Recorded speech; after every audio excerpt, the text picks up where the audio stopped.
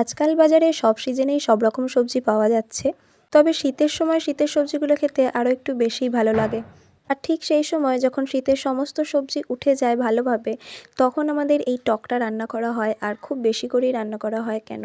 আমাদের বাড়িতে এই টকটা খেতে সকলেই খুব পছন্দ করে। নিরামিষ এই টকটা একবার বানিয়ে নিলে অনেক দিন পর্যন্ত রেখে খাওয়া যায়, আর খেতেও খুবই সুন্দর লাগে। বেশ কয়েকদিন ধরে ভাবতে ভাবতে আজকে বানিয়েই নেওয়া হয়েছিল। আর তারপর এখানে ছিল বেগুন দিয়ে মেথি শাক ভাজা। আমি বোধহয় আর একটা ভিডিওতে বলেছিলাম যে মেথি শাক খেতে আমার ভীষণ পছন্দ, আর সেটা যদি হয় আলু দিয়ে, তাহলে আমার আর কিছুই লাগে না। আলু দিয়ে মেথি শাক ভাজলে আমি এক থালা ভাত এটা দিয়েই খেয়ে শেষ করে দিতে পারি। আর আমার বাড়ির কিছু কিছু মানুষ আবার আলু দিয়ে মেথি শাক ভাজাটা না খেয়ে বেগুন দিয়ে খেতে বেশি পছন্দ করে।